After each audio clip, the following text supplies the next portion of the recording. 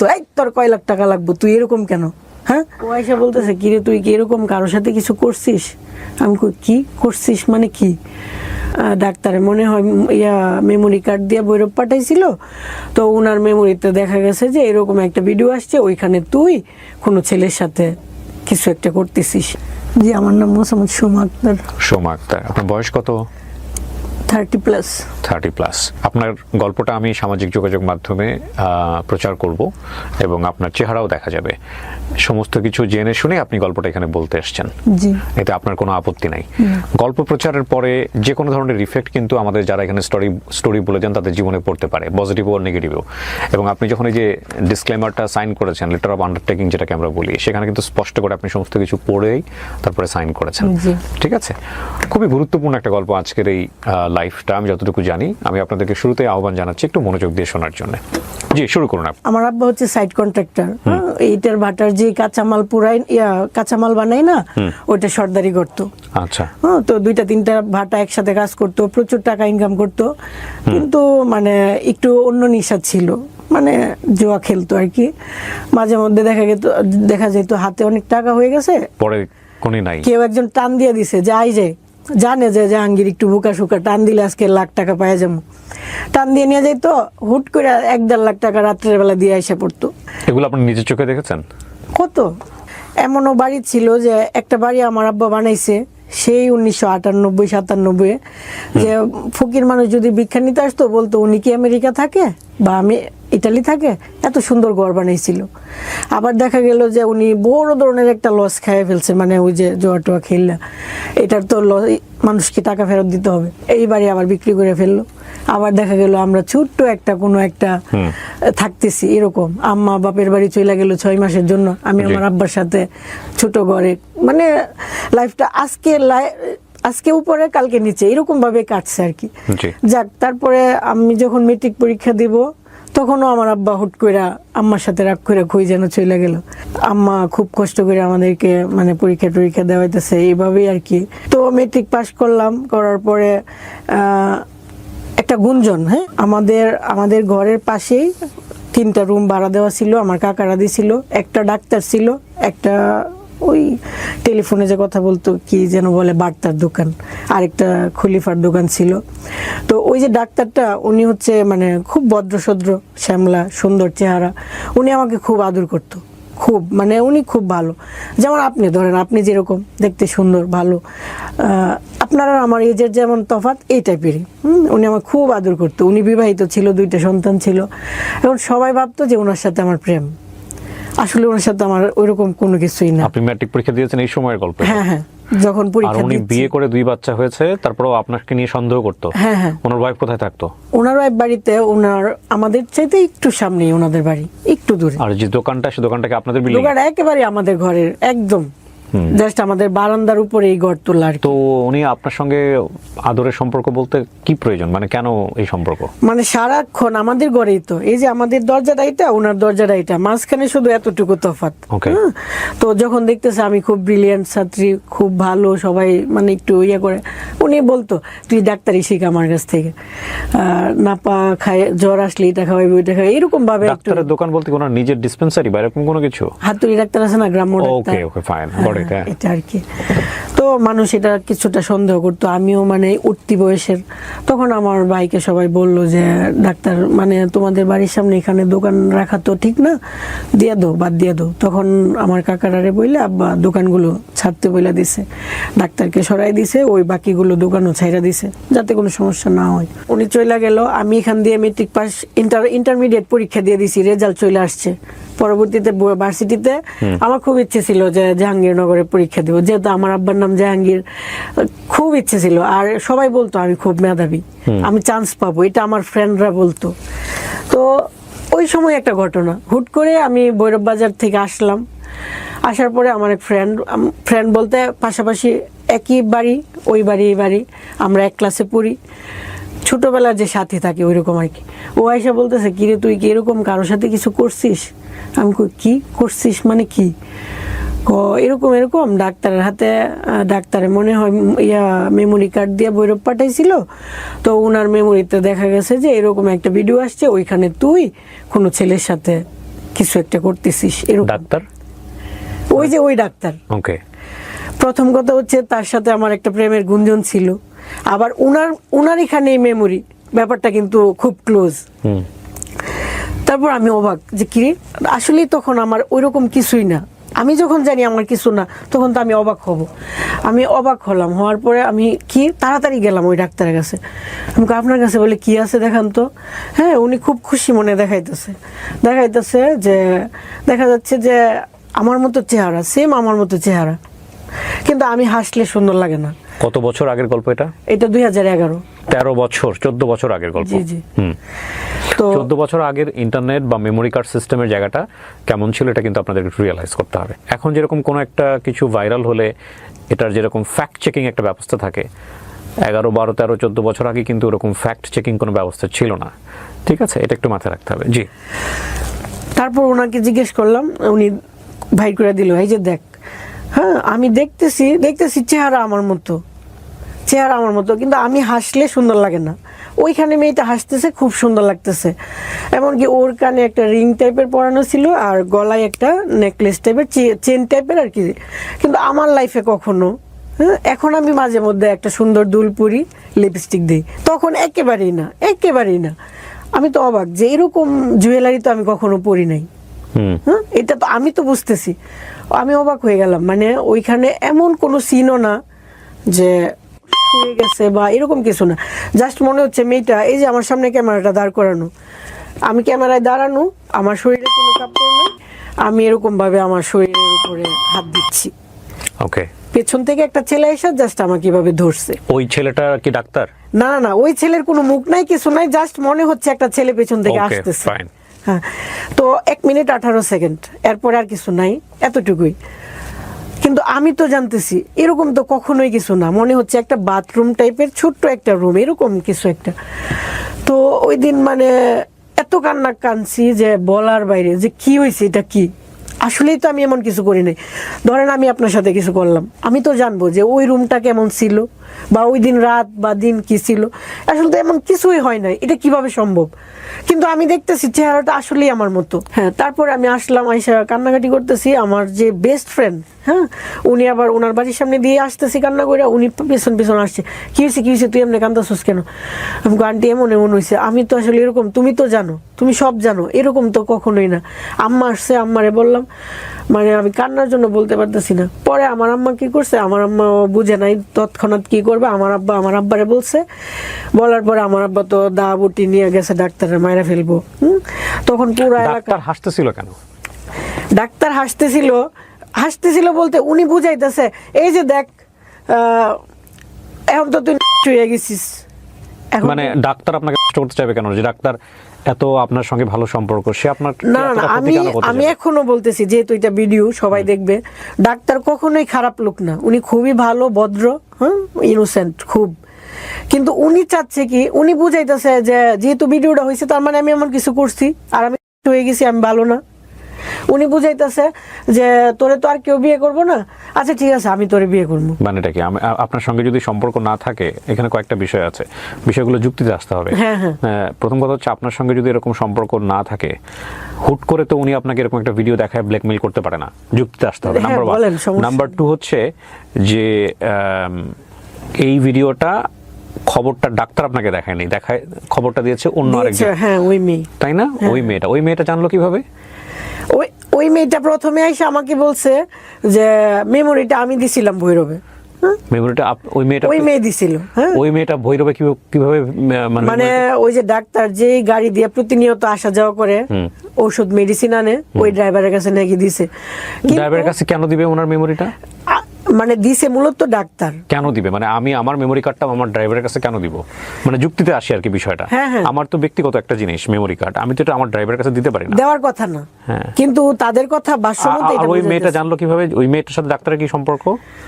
আর এই মেয়েটার সাথে আপনার কি সম্পর্ক? যে মেয়েটা আপনাকে তথ্যটা দিয়েছে। ওই মেয়েটা আমার ক্লাসমেট, আমরা একসাথে পড়াশোনা করছি। ওকে। চাচাতো বোন, জ্যাঠাতো বোন। ওকে। হ্যাঁ, তো এই মেয়েটার কাছে ডাক্তারের ঘরের সামনেই ওই মেয়ের ঘর। ডাক্তার যেখানে আবার নতুন ঘর নিছে, ওর সামনের বিল্ডিংটাই ওদের বিল্ডিং।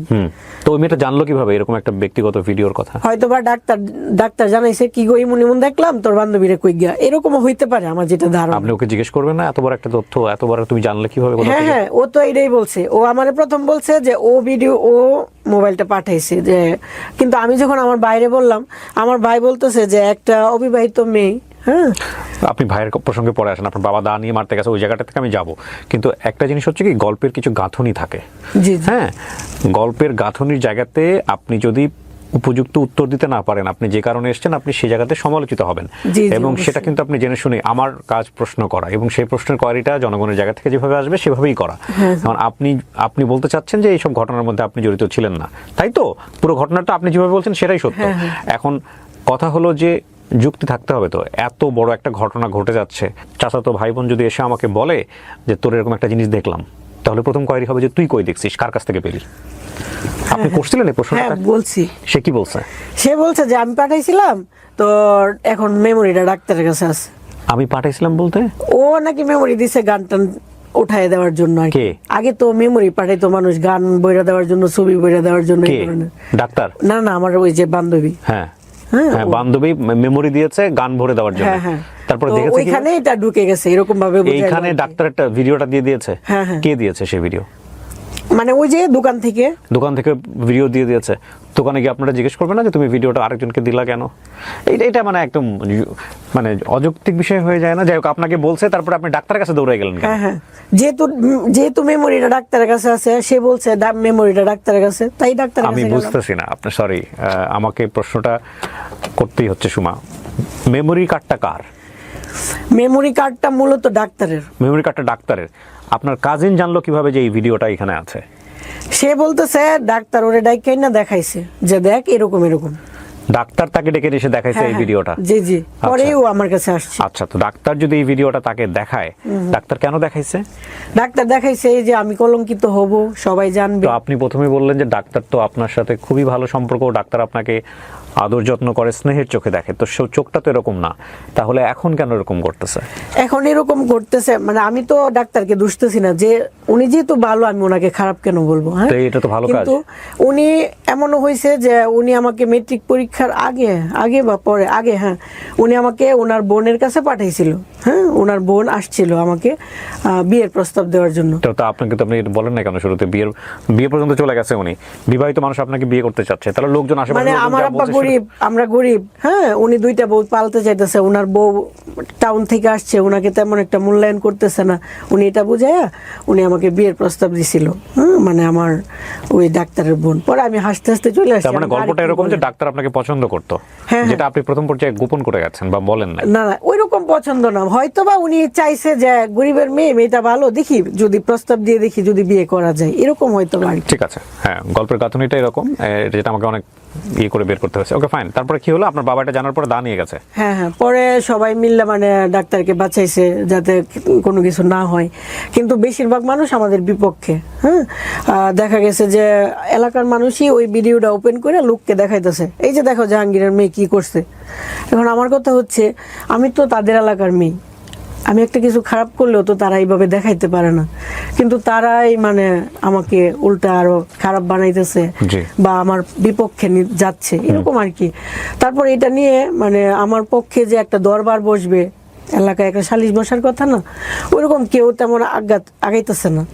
যাও একজন আসছে, একজন জ্যাঠা এসে আমার জিজ্ঞাসা, ভালো করে কর, সত্যি করে কর, তুই কিছু করছিস কিনা। মানে আমি তখন এরকম ডিপ্রেশনে পড়ে গেছি, আমার আর মানে নিজের এক্সপ্লেন করতে ইচ্ছা হইতেছে না। আমি বলতেছি যারা আমি এরকম কিছু করি নাই, আমার আর প্রশ্ন করেন না। একবারে বলছি আমি না তো না, বারবার জিজ্ঞেস করলে আমার এক কথা আর কোনো কিছু বের হবে না। পরে উনি চলে গেল, উনি আমার আম্মারে বললো কি, এখন একটাই কথা যে তোমার মেয়ে তো বলতেছে এরকম কিছু করে নাই, আর ডাক্তারও আমরা কি কইতে পারি, এখন এক কাজ করা যায়, যদি দরবার করতে চাও তাহলে ডাক্তারের কাছে বিয়ে দিয়ে দিতে হইব। এখন তুমি কি বিয়ে দিতে চাও? তোমার আম্মা কইল না, আমার মেয়ে আমি কোনোদিনই ওনার কাছে বিয়ে দিব না। তাইলে আর দরবার করো না, তাইলে চুপ থাকো। এরকম ভাবে গ্রামের মানুষ, সরল সোজা মানুষ বুঝে নিত, এইভাবে ব্যাপারটা ধামাচাপা দিয়ে দিল। আর অন্যান্য মানুষ সবাই ভাববা নিল যেহেতু ডাক্তারের সাথে আমার প্রেমের গুঞ্জন, অতএব ওনার সাথে আমি কিছু একটা করছি আর এটা লিক হয়ে গেছে। ব্যাপারটা গ্রামের মানুষেরও দোষ নাই, তারা সহজভাবে ইজিলি এটা মাইনা নিছে। তো আমার কাছে কেউ কখনো আসে নাই যে আসলে তুমি এটা করছো, আর আমি কাউকে বলবো যে আসলে আমি এমন করি নাই। সবাই দেখতাম যে আমাকে মানে ঘৃণা করতে লাগলো। আপনি তখন ইন্টারমিডিয়েট পাস করে ফেলছি। কিসে পড়েন তখন আপনি? ইন্টারমিডিয়েট পাশের পরে মাস ওই যে একটা গ্যাপ থাকে না, পরীক্ষা দিয়ে গ্যাপ, মানে রেজাল্ট বের হয়নি। তখন আমি আর পরীক্ষাটা দেই নাই, ভার্সিটি পরীক্ষা দেই নাই, রাগ করে যে আমি আর পড়াশোনা করে কি হবে, বা এমন একটা ভেতরে আসছে আর কি যে আমার লাইফটাই তো শেষ, আর পড়াশোনা করি নাই। পরে সবাই যখন এমনি এমনি বলবে বা আমার মন খারাপ হবে, তখন সবাই বললো যে আচ্ছা তো কয়েকদিন নানি বাড়িতে থাকো। তখন আমি প্রায় মনে হয় 9 মাস বা 1 বছর নানু বাড়িতে ছিলাম, পাশের গ্রামে, খুব দূরে না, যাতে করে মানুষের সামনে বেরোতে না হয়। হ্যাঁ, খারাপ লাগে না, মানুষ এটা সেটা বলবে, কিন্তু ওই যে একটা দরবার হলো না, আমি নিজেকে প্রুভ করতে পারলাম না, সবাই ভেবে নিল এটা সত্যই। আমি হাতে গোনা কয়েকজন মানুষ পেলাম যারা আমার সাপোর্ট করছে, যারা আমাকে রাস্তায় দেখা হইলে কিরে এরকম তো তুই না, এটা তো হওয়ার কথা। হাসাহাসি করতো লোকজন দেখলে আপনাকে দূর থেকে, মনে হচ্ছে হাসাহাসি করতো? আরে কত হাসাহাসি করতো, মানে রাস্তা দিয়ে বের হইতাম, মানুষ এভাবে তাকায় থাকতো, মানে ওনার তাকানোটা দেখলে মনে হতো যে আমি, মানে সবার মোবাইলে হলো এগুলো ঘুরে বেড়াচ্ছে। হ্যাঁ, এর মধ্যে একজন ফ্রেন্ড ছিল, নাম তমা। ও আমাকে বলতেছে, সুমা আমি তো কোনোভাবে বিশ্বাস করতে পারতেছি না যে ভিডিওটা নকল, তুমি যেভাবে বলতেছো আমি অনেকবার জুম করে দেখছি জানো। তো আমার এখানে একটা তিল ছিল অনেক বড়, এখন রিমুভ করে ফেলছি। আমি তুমি আরেকটু জুম করে দেখো তো এখানে একটা তিল আছে কিনা। তো ও বলতেছে আচ্ছা ওইটা তো খেয়াল করি নাই, আচ্ছা দেখ মনে। আমি বলি আচ্ছা দেখার সময় তো পরে পাও কি না পাও, তুমি এক কাজ করো। তখন ওর সাথে যখন কথা বলতেছি, পেছনে একটা স্টুডিও। আমি বলতেছি তুমি আমার এত কাছের, হ্যাঁ আমি একটা অন্যায় করলেও তো তোমার কাছে গোপনে বলতে পারি যে হ্যাঁ ওর সাথে অনেক কিছু হয়েছে। ফ্রেন্ডের সাথে বলা তো খুব মানে কষ্ট কিছু না। তো তুমি আমাকে অবিশ্বাস করতেছো, জানো খুব কষ্ট লাগতেছে, চলো আমি স্টুডিওতে যাই, হ্যাঁ আমি তোমাকে একটা জিনিস দেখাইতে চাই। তখন স্টুডিওতে তো আলাদা রুম থাকে যেখানে মানুষ কাপড় চোপড় চেঞ্জ করে, ওইখানে গিয়ে আমি উপর করলাম, হয় মানে ওই ফ্রেন্ডের, আপনার ফ্রেন্ডকে বোঝানোর যেহেতু মেয়ে ফ্রেন্ড। আমি তখন মানে হয়তো একটু খারাপ লাগছে যে আমার এত কাছের ফ্রেন্ডকেও আমার শরীরটা দেখাইতে হইতেছে, মানে বোঝানোর জন্য যে না বোঝানোর দেখো জন্য মিল যে নাই। তফাৎটা তুমি দেখো। ওকে, তখন আমি ওরে বললাম তুমি এখন বলো তোমার বিশ্বাস হয়েছে কি না। তখন আমার ফ্রেন্ড বলছে কি বলো, আকাশ আর পাতাল, আকাশ পাতাল ব্যবধান, ওইটা কি আর এটা কি, আমি কি দেখলাম। আর তোমার জানো তোমার আমাদের এলাকার সবাই বলতেছে, সবাই কইতো সুমা কত ভালো মেয়ে, সুমা কত ভালো মেয়ে, আর আজকে দিয়ে একেবারে লিক। এটা সম্ভবত একটা ছবির কথা মনে পড়ে গেল রিসেন্টলি আমার, ইউটিউবার সম্ভবত ছবিটার নাম, এটা চরকিতে আছে, আপনারা দেখে নিন। শেষ পর্যন্ত এই ভিডিওটা যে তার না এটা প্রমাণ করার জন্য সে পরনের কাপড় খুলে দেখায়। এখানে অভিনয় করেছিল বিখ্যাত একজন সিঙ্গার, ওকে রাইট নাও আমি নাম মনে করতে, এটা আদনান আল রাজীবের ছবি সম্ভবত, ইউটিউবার, যদি সুযোগ হয় আপনারা দেখে নিন। হ্যাঁ, এখানে আফ্রিদি অভিনয় করেছে, আরও ওই যে রিসেন্টলি খুব ভালো করছে গানে, আমার নাম মনে রাখতে খুব সমস্যা হয়, খালিদ হাসান মিলুর ছেলে, না জেফান না, খালিদ হাসান, প্রীতম অভিনয় করেছে আমি যদি ভুল না করে থাকি। সো এই ইউটিউবার ছবিটা আপনারা দেখিয়ে নিন, লাস্টের সিনে গিয়ে উনি যে এটা না এটা প্রমাণ করার জন্য নিচের শরীরের কাপড় খুলে দেখায় দেয় লাইভে যে দেখ এটা আমি না। হ্যাঁ, সো এই যে বিষয়টা দেখেন কত মিল মানুষের জীবন আর ছবি, কত মিল। হ্যাঁ, ওকে, তারপর তখন মানে আমার বান্ধবী মানে ওই যে আগে ভালোবাসতো ওইটা আবার ফেরত আসলো, যে এখন আমার বিশ্বাস হয়েছে। আমি এতদিন শুধু ভাবতাম সুমা কি করে এটা করলো, মানে ও আমাকে সবসময় বলতো হ্যাঁ যে প্রেম করো না তুমি, এত সরল সোজা, এত বোকা। হ্যাঁ, আজকে এত বড় একটা ঘটনা, মানে ব্যাপারটা অদ্ভুত লাগতো।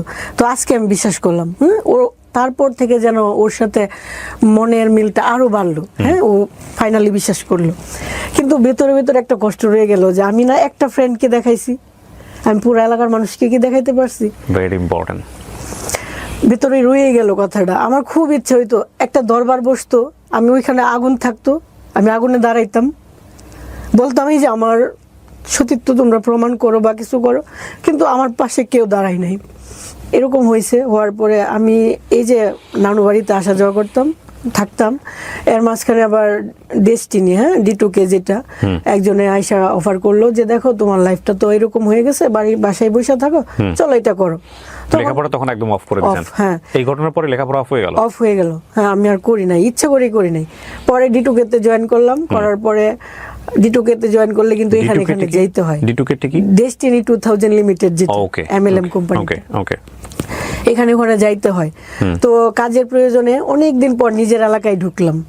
এলাকায় তো আসি না, খারাপ লাগে। নানুর বাড়িতে থাকতেন? হ্যাঁ হ্যাঁ, লোকে এইভাবে তাকায় থাকে।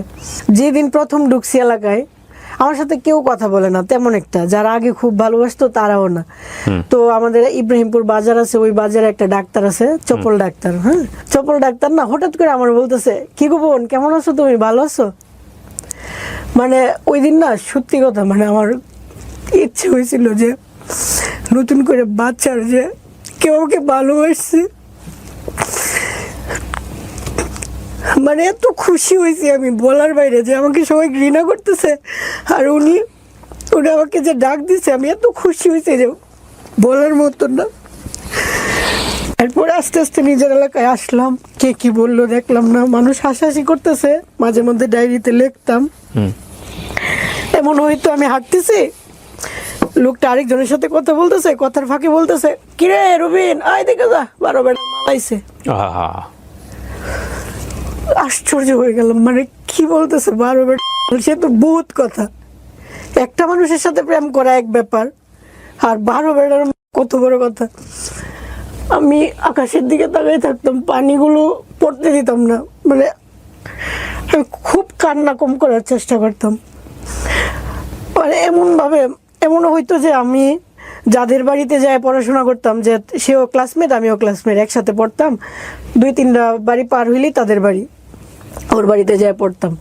ওর বাড়িতে যখন 1 বছর পরে গেলাম, পাশে ওর বাড়ির আশেপাশের মেয়েরা কিন্তু আমাকে চিনে, যে এটা সানজিদার বান্ধবী। ওই মেয়েটা দেখে আমাকে এমন ভাবে হাসতেছে, মানে বাংলার সানি লিওন আসছে, হাসতেছে, হাসি দেখে আমার মানে আর হাঁটতে ইচ্ছে হইতেছে না। মানে যে মানুষটা আগে আসলে বলতো ভালো আছেন, কি করেন, সে এখন এমন ভাবে হাসতেছে। তারপরে আমি রাস্তা দিয়ে গেলে অনেকে বলতো, তোমার ফোন নাম্বারটা দেও তো। কোনো কথা নেই, বার্তা নেই, ডিরেক্ট আমি ইচ্ছে করে দিছি। কেন দিছি? কারণ ভিতরে কিছু কথা জমা থাকুক, সে কি বলতে চায় আমি দেখি। আমার আব্বার চাইতে হয়তো 5 বছরের বড়, জ্যাঠা লাগে আশপাশ এলাকার। ফোন দিছে, হ্যাঁ জ্যাঠা, নাম্বার নিছিলেন কেন, কি বলবেন? আসো না একদিন রাত্রে আমাদের বাসায়। আপনাদের বাসায় রাত্রে কেন, কি বলেন এগুলো? বুঝো না? কখনোই কাউরে গালাগালি করি নাই। আর ভাবতাম কি, আমি যদি নেক্সট টাইম আরো খুব ভালোভাবে চলাফেরা করি, তাহলে একটা সময় মানুষ ভাববে যে না, মেয়েটা তো আগেও দেখতাম ভালো, এখনো ভালো, তার মানে যে ঘটনাটা ঘটছে এটার জন্য ও হয়তো বা দায়ী না। কিন্তু এর মধ্যে আবার এটাও হয়েছে, খুব ইচ্ছে হয়েছে যে আমি খারাপ হয়ে যাই, মানুষের কথা সহ্য হইতেছে না। তখন মনে হইতেছে ভালো হয়েও তো আমি খারাপ শুনতেছি, তাহলে আমি খারাপ হয়েই শুনি। মাঝে মধ্যে এমন হইতো, আবার মাথা ঠান্ডা হয়ে যেত। তখন আমার ছোট মামি আমাকে একটা ব্রাক স্কুলে টিচারে নিয়ে দিল আর কি। 5 মাস করার পরে আমার বিয়ে ঠিক হইলো। ওই ঘটনার 3 বছর পরে আমার বিয়ে হয়েছে সাতক্ষীরা ডিস্ট্রিক্ট। এখন কথা আসতে পারে যে এত দূরে কেন বিয়ে হইলো। উনি হচ্ছে এই এলাকাতেই, আমাদের নরসিংদী ডিস্ট্রিক্টেতে আগুন মিস্ত্রির সর্দার। আমার আব্বা হচ্ছে ইট কাঁচা বানাই লেবার দিয়ে, আর উনি হচ্ছে লেবার দিয়ে এটা পুরাই। আচ্ছা আচ্ছা, ওকে। হ্যাঁ, তো আমার আব্বা ওনাকে 2-3টা কাজ নিয়ে দিছে, ভালো ছিল। ওই সূত্রে পরিচয় আর কি। হ্যাঁ, যেদিন বিয়ে হয়েছে এদিনই আমাদের এলাকার মানুষ ওর নাম্বার নিয়ে এগুলো বলছে, কিন্তু ও আমাকে এগুলো বলে নাই। কিন্তু আমার ভেতর থেকে কেন জানি মনে হইতেছে যে আমার হাজবেন্ডকে আমার এটা বলা দরকার। বিয়ের 3 দিন পরে আমি বলতেছি, আপনি আমাকে একটু সময় দিবেন, আমি আপনাকে একটু কথা বলতে চাই। বলতেছে, কেমন কথা, ঘরে বলা যায় না? আমি কই না, একটু বাইরে যাইতে হইব। তখন উনি আমাকে ওনার বাড়ির পাশেই মাঠে নিয়ে গেল রাতের 10টার সময়। হ্যাঁ, তো ওইখানে যাওয়ার পরে আমি ওনাকে সব বললাম, যে এরকম হয়েছে, পুরা এলাকার মানুষ জানে এটা সত্য, জাস্ট আমি জানি এটা মিথ্যা। তো আপনি কি মনে করেন আমি জানি না, তো এরকম হয়েছে। আপনার যদি মনে হয় যে তোমাকে নিয়ে সংসার করা যায় না, আমি কোনো কাবিনের টাকা টুকা কিছুই নেব না, কিছুই না, আমি চলে যেতে বাধ্য। কিন্তু আমি কারো উপরে বোঝা হয়ে গেলাম, সে আমাকে রাখতে চাচ্ছে না, ওরকম ভাবে থাকবো না। হ্যাঁ, তখন উনি বললো, আচ্ছা ঠিক আছে, শুনছি। এগুলো কিন্তু বিয়ের দিনই আমার কানে আসছে, সবই বলছে। এমনও বলছে যে তোমাকে যদি বিদায় করে দেই তাহলে বাড়িতে গরু জবাই করে খাওয়াইবো। এরপরে ওনার হয়তো বা মনে হয়েছে যে হ্যাঁ, সত্য বা মিথ্যা জানি না, তবে ওকে একটু যাচাই করা দরকার।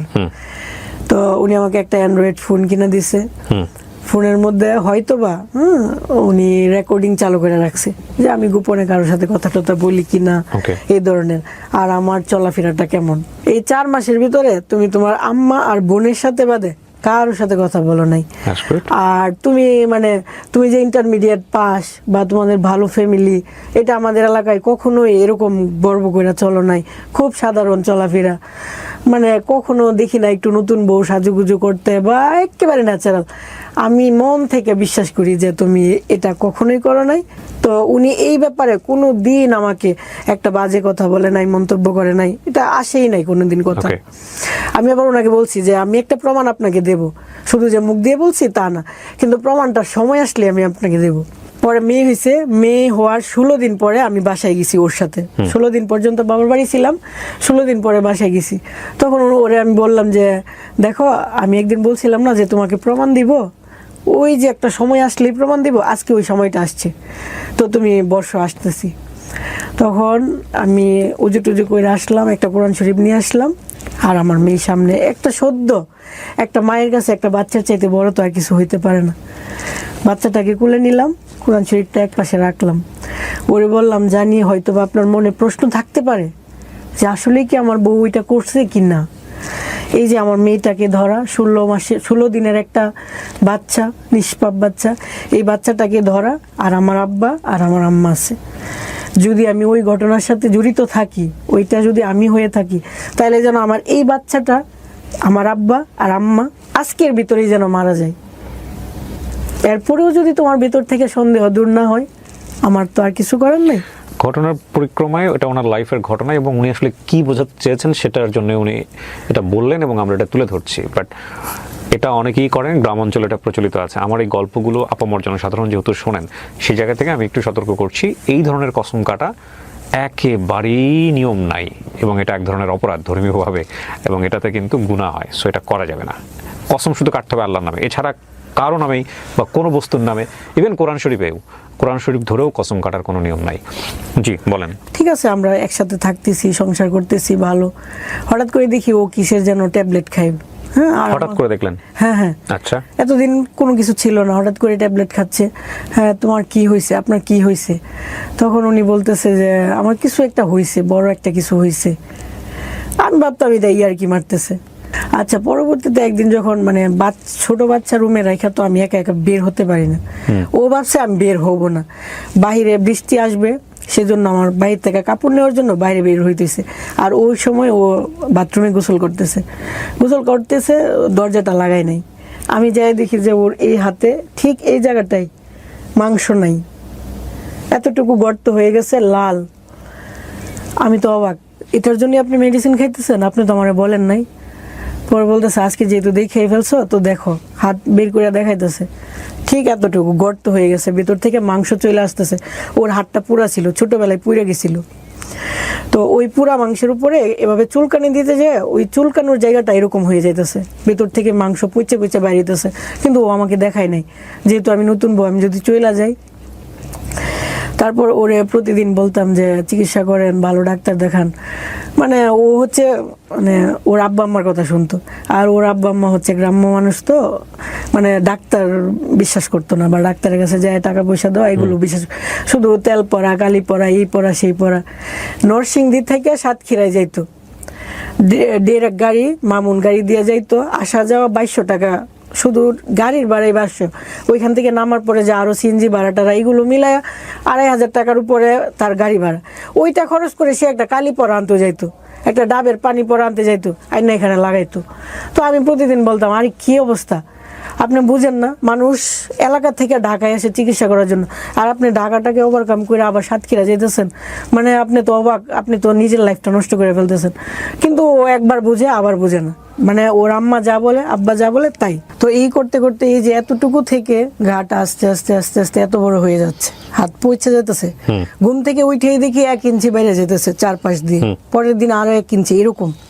কিন্তু ওরে কোনোভাবে বুঝাইতে পারি না, যাক অনেক কিছু বুঝে ডাক্তারের কাছে নিলাম। তখন ডাক্তার বললো যে আরে তোমার তো অনেক সমস্যা, তুমি তো কয়দিন পরে ক্যান্সার হয়ে যাবে, তুমি কেন চিকিৎসা করতেছো না?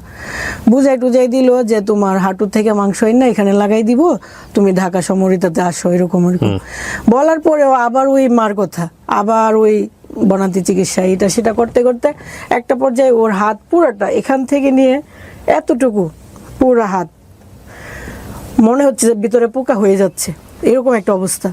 যখন একেবারে ও ক্যান্সারের পর্যায়ে চলে আসছে, এমন জ্বর আসছে যে ডাক্তার আনার পরে ডাক্তার বলতেছে আরে কি বলেন, এই রুগী আমরা ধরবো, তাড়াতাড়ি ঢাকা নিয়ে যান। পরে অ্যাম্বুলেন্স নিয়ে ভোরবেলা ঢাকা গেলাম মহাখালী ক্যান্সার হাসপাতালে। পরে ডাক্তার দেখে বলতেছে আর এটা তো অলরেডি ক্যান্সার হয়ে গেছে, আমরা টেস্ট না করেও বলতে পারি। এরকম একটা রোগী নিয়ে আসছো কেন, তুমি তো শিক্ষিত মনে হচ্ছে, তোমাকে দেখে চালাক মনে হচ্ছে। তো আমি বললাম যে এরকম এরকম, আমার কথা আসলে কোনো কিছু শুনে না। যাক, পরে ওনারা ট্রিটমেন্ট করলো, মানে ভর্তির জন্য ওনারা অনেক করলো যে এরকম একটা রোগী ওয়েট করানো যাবে না, তোমাকে যেভাবে হোক আমি একটা সিটের ব্যবস্থা করে দিচ্ছি। ওই ডাক্তারের বাড়ি আবার নরসিংদী ডিস্ট্রিক্ট, সেজন্য উনি আমার প্রতি আরেকটু হয়তো বা সদয় হয়েছে। তো খুব তাড়াতাড়ি সিট পেয়ে গেছি। সিট পাওয়ার পরেও 2 দিন পরে উনি আবার বাড়ির থেকে ফোন দিছে, বাবা ডাক্তার দেখাইস না, ডাক্তার দেখাইলে কিন্তু মানুষ বাঁচে না। আবার উনি আমার বলতেছে অ্যাম্বুলেন্স ভাড়া করো, আমি বাড়ি চলে যাবো। পুরা হাতের মাংসগুলো কেটে ফেলে এখান থেকে চামড়াই না এখানে লাগাইছে, শুধু হাড্ডিটা ছিল। তারপরে বললো তাড়াতাড়ি মাছ মাংস খাওয়ানোর জন্য, অনেক খাওয়ানোর পরে এখানে সুন্দর হয়ে গেছে হাড়টা। তখন ও এত খুশি, আমাকে বলতেছে ধন্যবাদ দিতেছে যে তোমার কথাটা যদি আগে শুনতাম তাহলে এরকম হইতো, কষ্ট পেতাম না। হ্যাঁ। পরে 15 দিন পরে এখান থেকে আবার ফুসকা, এই যে ফুসকা পড়ে না, তেল তেল পড়লে যেরকম এরকম হয়ে যায়। ডাক্তারকে ফোন দিলাম, ডাক্তার বলতেছে হ্যাঁ আমরা যা মাইন্ড করছি তাই হয়েছে, আচ্ছা তুমি আবার নিয়ে আসো। আবার আসলাম, আবার চেকিং, আবার টেস্ট, এই করতে করতে আবার অপারেশন। এভাবে 6 বার অপারেশন হয়েছে, 5 বার হয়েছে। 6 বারের মাথাতে ওনারা দেখলো যে আর সম্ভব না, লাস্ট ওনার হাতটা কেটে ফেলতে হবে। পরে একবারে গুড়ার থেকে হাত জয়েন্ট থেকে খুলে ফেলছে 6 বারের অপারেশনের মাথায়। এর ভিতরে শুধু হাসপাতালে আসা যাওয়া, হ্যাঁ, হাত কাটা হাসবেন্ড নিয়ে চলতেছি ফিরতেছি। ওর সাথে আমি যতটুকু ভালো আচরণ, ও আমাকে একবারই বলছিল আমি হাতটা তখনই কাটবো যদি তুমি আমাকে ওয়াদা করো যে তুমি আমাকে ছেড়ে যাবা না। তো আমি বলছি না, আমি কখনোই যাব না। তো আমি ওর সাথে ভালোভাবে থাকতেছি ফিরতেছি। আবার দেখলাম যে 9 মাস পরে আবার ওই যে ফুসকা পড়তেছে এখানে, সেলাই জায়গার ভিতরে ফুসকা। আবার ডাক্তারকে ফোন দিলাম, বলতেছে আসো তাড়াতাড়ি। আবার আসলাম, ওনারা দেখলো যে খুবই অবস্থা খারাপ। এখানে হ্যাঁ, এখানে যে একটা হাড্ডি, এই হাড্ডিটা লাস্ট বলছে যে এই হাড্ডিটা কেটে ফেলি। 7 বারের মাথায় এই হাড্ডি কেটে ফেললো। ওইটা ছিল ওর সব থেকে বড় অপারেশন। মানে হাড্ডিটা যখন কেটে ফেলছে মনে হয় এত ব্যথা পাইছে বা এত কষ্ট পাইছে সহ্য করার মতো। ও ওটি করানোর পরে একটা রুমে নেওয়া হয়, পোস্ট অপারেটিভ সম্ভবত রুমটা। ওইখানে ও অজ্ঞান অবস্থায় আমার নাম ধরে ডাকতেছে। আমার নাম হচ্ছে ডাকনাম আখিমণি। ও সারাক্ষণ আখিমণি বলে ডাকতো, ঘুমের মধ্যে বলতেছে আখিমণি আখিমণি এভাবে ডাকতেছে। তো আমি তো অনেক বছর যাবত হাসপাতালে আসি, সব নার্সরা আমাকে দেখে চিনে। তো নার্স বলতেছে দেখছেন, এটাই পাওয়া আপনার জীবনে যে আপনার হাজবেন্ড আপনাকে এইভাবে ডাকতেছে। হ্যাঁ। যাওয়ার পরে বললাম কি হয়েছে, বলতেছে জানো আমার খুব ব্যথা করতেছে, আমি আর সহ্য করতে পারতেছি না। মানে নিজেকে এত অসহায় মনে হইতো। অপারেশনের সময় শুধু আমি একা, কেউ নাই। অথচ অন্যান্য রোগীরা যাদের বয়স 60-70, ওদের জন্য 10টা-5টা মানুষ দাঁড়ানো আছে। আর ওর বয়স 30 বয়সের একটা হ্যান্ডসাম যুবক ছেলে, খুবই সুন্দর চেহারা, ওর জন্য পাশে কেউ নাই, আমি একা। মানে খুব অসহায় মনে হইতো, যে মানে বলার মতো না। এই করতে করতে এভাবে গেল। এটা কাটার পরে তো আর কিছু কাটার নেই। পরবর্তীতে আস্তে আস্তে এই যে শরীরের অংশটা বাম পাশ, এই বাম পাশ এতটুকু অবধি, হাঁটু অবধি পচতে শুরু করলো। ওর ভিতরে যে হাড়গুলো দেখা যাচ্ছে। বাচ্চার বয়স কত তখন? আমার মেয়ের বয়স তখন 5 বছর। বাড়িতে নিয়ে গেলাম, ওইখানে মানে শাশুড়ি মানে প্রচুর গালাগালি। মানে ওনারা ভাবতেছে আমি হয়তো সম্পত্তির জন্য বসে রয়েছি, নাইলে আমি কেন বসলাম, অন্যান্য বউরা তো চলে যায়। কিন্তু আমার হাজবেন্ড তো একবারই বলছে যে আমাকে যতক্ষণ না তুমি সাদা কাফনে না দেখবা ততক্ষণ যাইবা না। আর আমিও যাব না, আমি ওইরকম না। তো ছিলাম ততদিন। ওই এলাকার মানুষ আমাকে খুব ভালোবাসতো। মে মাসের 11 তারিখ 2020 সাল, উনি সকাল 10টার সময় উনি শেষ নিঃশ্বাস ত্যাগ করে আর কি। বিয়ের কত বছরের মাথায়? 16 দিন কম ছিল, 6 বছর। মানে মে মাসের 26 তারিখ আমাদের বিবাহ বার্ষিকী, মে মাসের 11 তারিখে উনি মারা তার মানে গেছে। তো আপনার বাচ্চা বুঝতো বাবা এরকম চলে যাচ্ছে বা এরকম? ছোট মানুষ এত বেশি বুঝে না। বুঝতো না। তখন সবাই বলতেছে তোমার আব্বার অসুখ, হ্যাঁ হয়তো বুঝতেছে অসুখ, কিন্তু মেয়ের বয়স কত এখন? এখন বড় হওয়ার পরে কিন্তু ওরে এগুলো কিছুই মনে নাই। বয়স কত এখন? 10 বছর। 10 বছর, জি। তারপরে তো উনি চলে যাওয়ার পরে 3 দিন কোন রকম ওইখানে কাটাইলাম, তারপরে 4 দিনের মাথায় আমি চলে আসলাম বাচ্চাকে নিয়ে। হ্যাঁ, বাচ্চাকে নিয়ে চলে আসলাম। ও যখন অসুস্থ ছিল তখনই মনে হইতো যে ক্যান্সার রোগীদের তো আসলে বাঁচার কোনো ইয়ে নাই, আমাকে তো একটা কিছু করতে হবে, কি করব। তো আমি যখন আগে মেহেদি টেহেদি দিতাম মানুষের হাতে, সবাই বলতো তুমি পার্লারে কাজ করো, খুব সুন্দর মেহেদি দিতে পারো, পার্লারে কাজ করলে হয়তো ভালো করতে পারবে। সেলাই কাজও খুব ভালো পারি, সুন্দর সুন্দর জামা বানাই। তখন ভাবলাম যে সেলাই কাজের পাশাপাশি যদি আমি অল্প পার্লারের কাজটা শিখি, তাহলে হয়তো ঘরে বসে আমার কিছু একটা ইনকাম হবে। তখন ওরে রাইখাই ওর কাছ থেকে অনুমতি নিয়ে প্রতিদিন বিকালে একটু যাইতাম পার্লারের কাজ শিখতে। হ্যাঁ, ভৈরবে যেহেতু থাকতাম, ভৈরবে পার্লারে যাইতাম, এভাবে শিখছিলাম। তো ওরে যখন ওই যে ও চলে যাওয়ার পরে বাড়িতে চলে আসছি, আসার পরে তো আবার ফ্রি, হ্যাঁ কি করব, তখন আবার ওই পার্লারে গেলাম। যাওয়ার পরে বাকি যতটুকু শিখার ছিল এক মাসে অতটুকু শিখলাম। শিখার পরে মনে হলো যে একটা পার্লার দিই। মানে আমার কাজ 2-1 জনে দেখছে বাড়িতে, সবাই বলতেছে আরে তুমি ঘরে কাজ করার মতো না, তোমার কাজ তো অনেক সুন্দর, তাহলে বাইরে দাও। তখন চিন্তা করলাম আচ্ছা ঠিক আছে। তখন গ্রামও না শহরও না, এরকম একটা জায়গায় উঠি বাস স্ট্যান্ড, ওইখানে জায়গা চয়েস করে ওইখানে পার্লার দিলাম। কত টাকা ইনভেস্ট করলেন? বেশি না, 1,20,000 টাকা। ওকে। তো দেওয়ার পরে আমি আমার কখনো ওইরকম পার্লারে কোনোদিন যাই নাই, বা পার্লারে মানুষদেরকে মানুষ খারাপ ভাবে বা ভালোভাবে এগুলো সম্পর্কে কোনো ধারণা নাই। যখন পার্লার দিলাম তখন আবার একটা নতুন অভিজ্ঞতা। মানুষ ফোন দিতেছে, ফোন দিয়ে বলতেছে কি অবস্থা, কি করো, কেমন আছো, কত টাকা রেট নাও, এই নেও সেই নাও। মানে আমি তো আবার নতুন অভিজ্ঞতা, আরে কি বলে এগুলো। বা যখন দেখতো যে এরকম হইতেছে না, আমাকে কোনোভাবেই পড়াইতেছে না, লাস্ট মুহূর্তে গালি দিত, এই তোর কয় লাখ টাকা লাগবে, তুই এরকম কেন, হ্যাঁ তো কোনোভাবেই তোরে নিতে পারি না, বা এরকম বলতো। অবাক হয়ে গেলাম, মানে হাজবেন্ড মারা গেল, অসহায় অবস্থায় একটা কিছু করার জন্য দাঁড়াইছি, আবার ওইরকম বলি। মনে হইলো যে না, পার্লার যেহেতু দিছি, আর আমার হাজবেন্ড বলছিল যে তুমি যে কোনো একটা করো মন থেকে, আমি দোয়া করে গেলাম, আমি যেহেতু তোমাকে কিছু দিয়ে যাইতে পারি নাই, আমি তোমাকে দোয়া দিয়ে গেলাম। তো ওইটা চিন্তা করে থাকলাম যে লোকে যা বলে বলুক, হ্যাঁ আমি করতে থাকি। পেটে ভাত না গেলে তো আসলে আপনি ভাত নিয়ে দাঁড়াবেন না মানুষটার পাশে, কিন্তু আপনি কথা বলতে তো আসলে কোনো সমস্যা নাই, কথা বলতে পারি, আমরা করতে থাকি এভাবে আস্তে আস্তে। মানে আমারও পার্লার, আমরা আসলে জাতি হিসেবে খুবই পরশ্রী কাতর। একজন মানুষের উন্নতি দেখলে আমাদের সহ্য হয় না, আমরা ভেতরে ভেতরে দুমড়ে মুচড়ে যাই, এক ধরনের অসহায়ত্বে ভুগি। হ্যাঁ, মানে সে উন্নতি করে ফেলতেছে, এটা আমাদেরকে প্রচন্ড মনে কষ্ট দেয়। ঠিক আছে, আবার কারো অবনতি দেখলে উল্টা ফিলিংস হয় যে ঠিক আছে, একদম ভিতরে ভিতরে একদম অন্য রকমের একটা কি বলা যেতে পারে পার্শ্ববীয় আনন্দ হয়। এই যে দেখেন, আমাদের ফেসবুকের দিকে তাকাবেন, যে কমেন্টস করার জন্যে, মানে যে কোনো ভিডিও নিচে কমেন্টস করার জন্য, জ্ঞান দেবার জন্য, মানে এই দেশের খালি জ্ঞানী আর গুণীর জন্ম। মানে দেখলে মনে হয় যে ফেসবুকের ভিডিওর নিচে, যখন একটা ভিডিওর নিচে কমেন্টসগুলো দেখলে মনে হয় এই যে দেশে শুধু জ্ঞানী আর গুণী, কোনো সাধারণ মানুষ নাই। কিন্তু আনফর্চুনেটলি এদের প্রত্যেকেরই জীবন, ইনক্লুডিং মি, আমি সবাইকে বলছি, কাউকে মানে প্রত্যেকের জীবনেই দেখা গেল যে বিষয়ে জ্ঞান দিচ্ছে তার চাইতেও বড় বড় ফল্ট আছে, ফ্যাক্টটাকে রিয়েলাইজ করাটা জরুরি। দেখুন, যে মানুষটা রুটি রুজির সন্ধান করছে, ওই মানুষটা কোন পরিস্থিতিতে পড়ে এই কাজটা করছে সেটা যদি আপনি না জেনে তাকে যদি বিরূপ মন্তব্য করেন, বাজে কথা বলেন, সেটা অত্যন্ত দুঃখজনক, খুবই দুঃখজনক। শুধরে দেওয়ার প্রয়োজন আছে, শুধরে সমাজ দেবে, শুধরে আমরা সবাই দিব, কিন্তু শুধরানোর বিষয়টা যেন এমন না হয় যে বলে না যে পরিষ্কার করার জন্য এমন সাবান ব্যবহার করলেন যে দেখা গেল স্কিনে পচন ধরে গেছে, এটা এরকম হলে তো বিপদ। শুধরে দিব, কিন্তু এমন হবে না যে শুধরে দিতে গিয়ে আপনি সম্ভাবনাটাকেই মেরে ফেললেন, এটা করেন না, যেটা আমরা করি। বিশেষ করে আমাদের সমাজের নারীরা অনেক বেশি ভিকটিম হয় এই জায়গাগুলোতে, খুব বেশি ভিকটিম হয়। জি। পরবর্তীতে 4 বছর গেল, পার্লারের বয়স 4 বছর গেল। ইনশাল্লাহ গ্রাম এলাকায় আমার এত সুনাম আমার পার্লারের, তো খুব ভালো আছি, ভালোভাবে চলতেছি। হঠাৎ করেই মানে একটা ছেলে আমার পার্লারে আসলো, মানে আমার কারেন্ট নষ্ট হয়ে গেছিল, ও আসছিল কারেন্ট ঠিক করতে। চিন্তা আগে থেকে ওনাকে? হ্যাঁ, আগে থেকে বলতে কথা হয় নাই, বাট আমাদের দোকানের সামনের দোকানে একটা দোকানে উনি কর্মচারী, ডেকোরেশনের দোকানের। জি। তো ওই ডেকোরেশনের দোকানের বন্ধুর বোন আসছিল পার্লারে সাজতে, যেহেতু কারেন্ট নাই আমি ভালো করে সাজাতে পারবো না, তো ওরা বলছিলাম যে কারেন্ট ঠিক করে দেন, উনি দোকানের ওই ছেলেটাকে পাঠাইলো। তো ওই ছেলেটা আবার ওই যে নসিমন গাড়ি আছে না, নসিমন গাড়ি, ভ্যান গাড়ির মতো যে ওই গাড়ি চালাইতো, মানে ওই ডেকোরেশনের মালামাল আনা নেওয়া করতো। তো আনতো, উনি আমাকে জিজ্ঞেস করতেছে ম্যাডামের বাড়ি কোথায় বা কি করেন।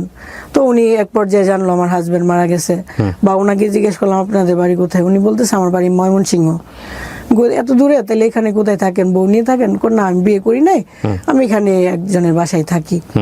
পরবর্তীতে কারেন্ট ঠিক হয় নাই, উনি আবার 15 দিন পরে ওনার সাথে দেখা হয়েছে, আমি কারেন্ট তো ঠিক হয় নাই, বলছে আচ্ছা ঠিক আছে আমি আরেকদিন ঠিক করে দেবো।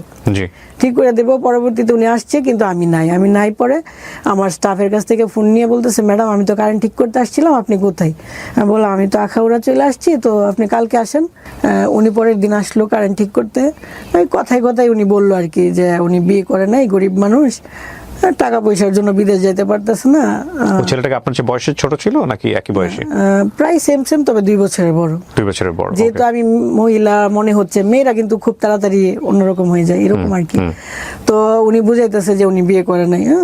এক পর্যায়ে উনি আমাকে জিজ্ঞেস করলো আপনি বিয়ে করবেন না? আমি বললাম যে না, এই বয়সে আর বিয়ে টিয়ে কি।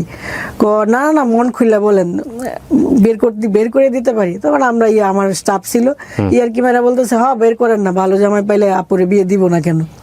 আর উনি বলতেছে ওনার জন্য বউ দেখতে। তো আমার কাছে কেউ কিছু বললে আমি করি কি, আমি না করি না, আমি বলি আচ্ছা ঠিক আছে দেখ মনে। পরবর্তীতে উনি রাত্রেবেলা আমাকে ফোন দিয়েছে যে আমার জন্য বউ দেখছে। আমি আরে কি বলেন, আজকে বলছেন, আজকে কি বউ দেখা সম্ভব? আচ্ছা আমার পার্লারে যদি এরকম মেয়ে আসে আমি জানাবো আপনাকে।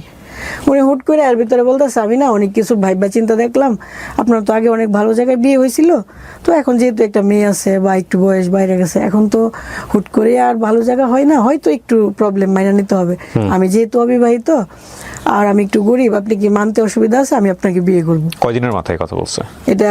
ওই পরিচয় 3য় দিনের মাথায়। পরিচয় উনি তো কারেন্ট ঠিক করে গেছিল 1 মাস আগে, এরপরে দ্বিতীয়বার আবার আসছিল, তৃতীয়বারের বারে কথা বলছে। তৃতীয়বার মাথায় মানে আপনার সাথে কথোপকথন হচ্ছে, ফোন দেওয়ার নাম্বার দেওয়ার 2-1 দিনের মধ্যেই কথা বলছেন। উনি বলছে সরাসরি বিয়ের প্রস্তাব। তো বিয়ের প্রস্তাব দিছে বলেই যে এটা সঠিক তা না। তখন আমার কাছে মনে হইলো যে ওর বাড়ি তো ময়মনসিংহ, একবার সাতক্ষীরা বিয়ে করলাম, আবার দূরে বিয়ে করব, এটা তো হয় না।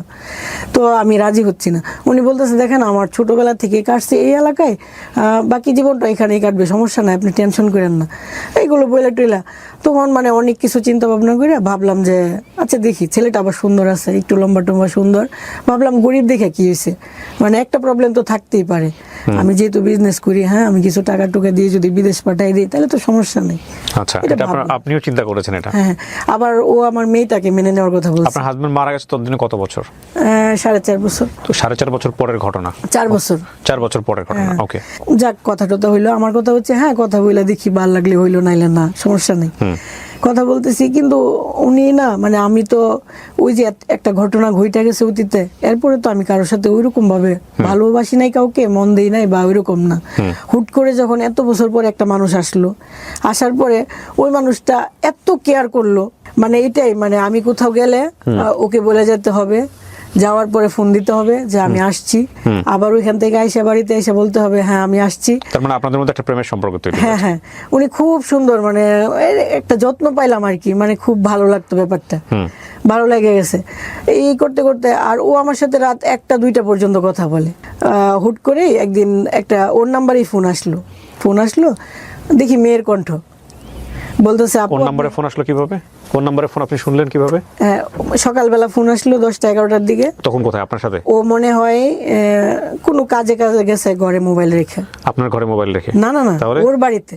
আচ্ছা, ওর বাড়িতে রেখে মেয়ে ফোন দিয়ে বলতেছে আপু আপনি এই নাম্বারে কেন কথা বলেন? আমি বলতেছি আপনি কি ওর ওয়াইফ? আমি ঠিক বুঝলাম না, মানে আপনি ফোন দিয়েছেন, কোন একটা মেয়ে ফোন ধরছে ওর নাম্বার? আমি ফোন দেই নাই, ওর নাম্বার থেকে আমার এখানে ফোন আসছে। আমি হ্যালো বললাম, দেখি ওর কণ্ঠ না মেয়ের কণ্ঠ। ওকে, যেহেতু মেয়ের কণ্ঠ, আমি প্রথমেই বললাম আপনি কি ওর ওয়াইফ? বলতেছে জি আমি ওর ওয়াইফ। কি বলেন, আপনি ওর ওয়াইফ? আচ্ছা আপনার বাড়ি কোথায়? বলতেছে আমার বাড়ি হচ্ছে রামনগর, শ্বশুর বাড়ি হচ্ছে মুসাপুর। আমাকে আপনার ছেলে মেয়ে আছে? হ্যাঁ আমার 2টা ছেলে মেয়ে আছে। এটা সম্পর্ক ওর কতদিন পরে? সম্পর্ক হওয়ার মনে হয় 15 বা 20 দিন। 20 দিনের মাথায়? হ্যাঁ। তখন মানে আমি একদম কান্না করতেছি, ভাত খাইতেছিলাম ফোন আসার সময়, তখন আমি ভাতে কিরা কাটলাম যে আর কখনো কোনোদিন কারোর সাথে কথা বলবো না। এরকম করলো মানুষটা আমার সাথে। তো আমার সামনে আমার স্টাফ আছে, ও বলতেছে আপু মানে বিশ্বাস হইতেছে না ভাইয়া এরকম। আচ্ছা ঠিক আছে ভাইয়া আসুক। 10-15 মিনিটের পরে আবার ওর নাম্বারে ফোন আসলো, আমি ধরতে চাইতেছি না, ও ধরছে। ভাইয়া আপনার ওয়াইফ ফোন দিয়েছিল, আপনি কি বিবাহিত? এরকম। আল্লাহ কে বলো সোনালি, ছি ছি ছি। আরে আমি ঘাস কাটতে যাইতেছি, তখন আমার বিয়ান বলতেছে, হ্যাঁ আমার বোনের, আমি তো বোনের বাসায় থাকি, আমার বিয়ান বলতেছে ভাই বলি ভাই ফোনটা দিয়া যান একটু ঘাটাঘাটি করি। তো যখন মেয়ের নাম্বার দেখছে তখন ও একটু প্যাস লাগাই দিছে। এখন ও বলতেছে বলি ভাই আজকে দিছি আপনার প্যাস লাগায়, আজ যে আপনার বাড়ি উলি দিব আপনার ফেসা। মানে খুব সুন্দর করে ইজিলি মেনটেন করে ফেললো। আমি তো বিশ্বাস করতে পারতেছি না। একবার মনে হইতেছে ওই মহিলার কথা রাইট, আবার ও এমন ভাবে বলতেছে বুঝার উপায় নেই। তখন আমি ওরে বললাম ঠিক আছে তোমার বিয়ে নেই আজকে যা আমার সাথে আবার কথা বলাইবা। রাতের বেলা বলতেছে বিয়ে তো শ্বশুর বাড়ি চলে গেছে। তখন আমি বললাম শ্বশুর বাড়ি কই? ওইখানে আমার নিয়ে যাইবা, আমার প্রমাণ চাই। এর ভিতরে বলতেছে আচ্ছা হঠাৎ করে তো একজনের শ্বশুর বাড়ি যাওয়া যায় না, ওর শ্বশুর যদি কিছু মনে করে ও আবার হয়তো 15 দিন পরে আসবো, মানে এরকম ভাবে বুঝাইতেছে। আর ও এমন ভাবে আমার সাথে কথা বলতেছে বুঝার উপায় নাই যে ওর ওয়াইফ আছে, বাচ্চা কাচ্চা আছে। কথা বলতেছি, কথাবার্তা হইতেছে, সুন্দর রিলেশন। ও আমাকে বিয়ে করার জন্য পাগল হয়ে গেছে, বিয়ে করতে চাইতেছে। এখন আমি একবার বলতেছি বিয়ে করব নাকি না করব, এরকম ভাবে একটা সিদ্ধান্তে আসলাম যে আচ্ছা দেখি কি হয়। আমরা মনে করতেছি যে বিয়ের জন্য আগাবো। এই টাইমে হঠাৎ করে একজন আইসা বলতেছে কি যে আমার স্টাফকে বলতেছে তুমি যার সাথে প্রেম করো তার তো বউ বাচ্চা আছে। স্টাফ বলতেছে আরে আমি প্রেম করি না তো আপু, কি বলো ওনার বউ বাচ্চা আছে? আমি তো মানে অবাক। ওই যে আগে একটা ফোন, আজকে আবার এটা, ব্যাপারটা নিতে পারতেছি না। তখন আমি বললাম সজীব চল একটু তাড়াতাড়ি ওদের বাড়িতে যাই, খোঁজখবর নেই। ওরে নিয়ে ওই মেয়েরে নিয়ে আরো 5 জনকে নিয়ে রিক্সা দিয়ে গিয়া পুরা এলাকা ঘুরা ওর ছবি টবি দেখায়া লাস্ট মাগরিবের সময় জানতে পারলাম যে ওর বাড়ি এটা, ওর বউকেও দেখে আসলাম, বাচ্চা কাচ্চা দেখে আসলাম, সব দেখে আসলাম। বিবাহিত?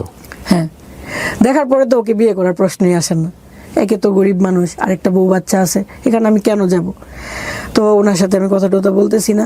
উনি জোর কইরা হুট করে আমার পার্লারে ঢুকে গেছে। ঢোকার পরে আইসাই মানে বলাটা আসলে সুন্দর লাগে না, তারপরে পায়ে ধরে একবারে পা কোনোভাবেই ছাড়তেছে না। প্রায় 1 ঘন্টা কান্না করছে যে আমি তোমাকে বলতে পারি নাই। কেন বলতে পারি নাই? তোমার সাথে মিশার পরে আমি বুঝছি যে তুমি খুব ভালো। আমি আসলে আসছিলাম তোমার সাথে ইয়ার্কি মারার জন্য, কিন্তু তোমার ব্যবহার দেখার পর আমার কেন জানি মনে হইলো এই মেয়েটাকে ছাড়া যায় না, আমি তোমাকে ছাড়তে পারবো না।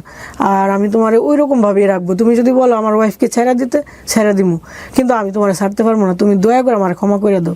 এই জাতীয় সিচুয়েশন যদি আপনাদের জীবনে থাকে তাহলে বুঝবেন যে এই ভবিষ্যতে গিয়ে আরো একজনের পা ধরবে এরকম ভাবে, ধৈরা বলবে যে তোমার সাথে ইয়ার্কি করতে আসছিলাম যে কারণে আমি আগেরটা এখন ছেড়ে দিব।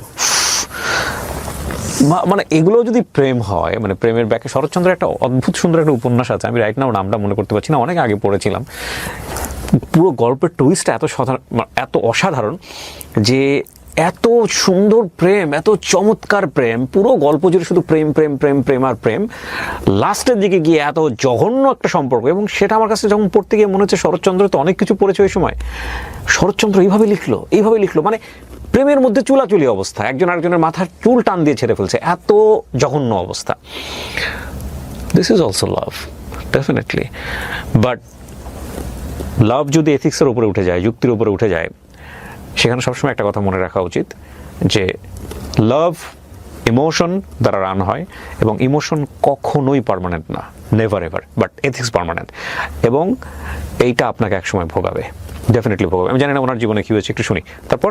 হ্যাঁ, আমার তো কথা হচ্ছে ওকে আমাকে এখান থেকে সরাতে হবে। তখন আমি বলতে আচ্ছা ঠিক আছে আমি তোমাকে বিয়ে করব, কিন্তু ও বলতেছে আর এটা তো তুমি আমাকে এখান থেকে সরানোর জন্য বলতেছো, আমি যাওয়ার পরে আবার ফোন দিয়ে বলবা এটা সেটা আমি জানি, তুমি আমার কথা দেবো, এরকম ভাবে যাক আমি ওরে সরাই দিলাম। পুলিশে ধরা দেননি কেন? হ্যাঁ, ওকে পুলিশে ধরা দেওয়া উচিত ছিল। হ্যাঁ, এটাই তো আমার ভুল। তারপরে কি করলেন? হ্যাঁ, পরবর্তীতে ওর সাথে আমার আর কোনো যোগাযোগ নাই। ও গেছে শেষ পর্যন্ত দোকান থেকে? হ্যাঁ, দোকান থেকে গেল নাকি আপনাকে বিয়ে করে যাবে তারপরে? হ্যাঁ, আমাকে যেভাবে ওকে রাজি করাবে আমি বললাম যে ঠিক আছে, মানে তাড়াতে হবে তো।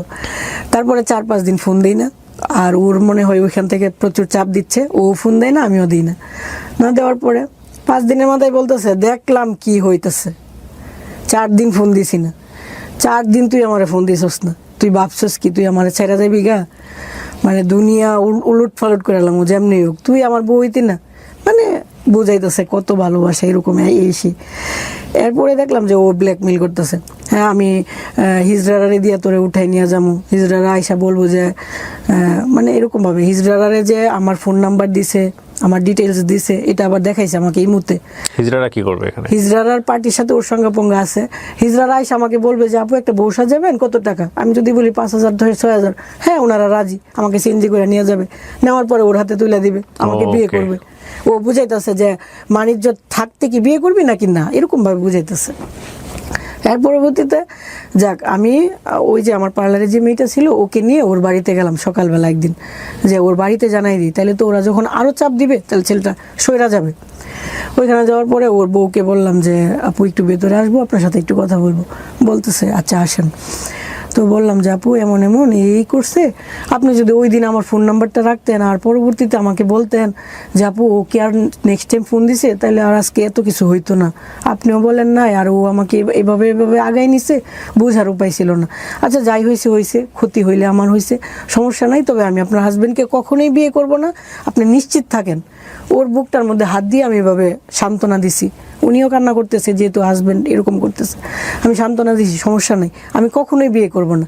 এটা এগুলো বইলা সান্ত্বনা দিয়ে আমি চলে গেছি।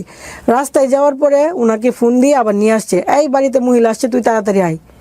উনি আইসা দেখে আমি রাস্তায়, হ্যাঁ তুই আবার এনে আইসস বিচার দেওয়ার লেগে, আবার আমাকে ব্যাকে বাড়িতে আনছে। সবাই বলতেছে এখন যদি আপনি ওর সামনাসামনি থেকে সমাধান না করেন তাহলে ভাববো আপনি দোষী। আবার তো আমাকে ঘরে আসতে হয়েছে, আবার ঘরে আসলাম। ঘরে ঢুকা মাত্রই ওর ওয়াইফ ওর কলারে ধইরা থাপড়াইছে। মানে সে হোক না খারাপ, আমি তো তার একদিন হলেও ভালোবাসছি। আমার এটা দেখে আবার একটু খারাপ লাগলো যে ছেলেটা আসলে অসহায়। ওই যে আমাকে বলছিল যে আমি আমার ওয়াইফের দ্বারা সুখ পাইতেছি না, ও কোনো নির্যাতিত কিছুই। হচ্ছে। হ্যাঁ, আমার খুব খারাপ লেগে গেছে। একবার মনে হচ্ছে বিয়ে করে দেখাই দিই। আবার ওর ওয়াইফ একটা ভুল করছে কি, আমি তো তাকে সান্ত্বনা দেওয়ার জন্য আসছি বা ওকে কনফার্ম করার জন্য আসছি আমি বিয়ে করব না। উনি আবার আমার সামনে বলতেছে আজকে বিয়াটা পরেই দিমু, এই করবো সেই করবো, মানে যেগুলো আমার উপরে আঘাত লাগতেছে। যেহেতু আমি ওনার ভালোর জন্য ওনার বাড়িতে আসলাম, উনি তো আমাকে আঘাত দিয়ে কথা বলতে পারে না। আমাকে আঘাত দিতেছে, আমার খারাপ লাগতেছে। আবার ওকে মারলো, দুইটা ব্যাপার খারাপ লাগতেছে।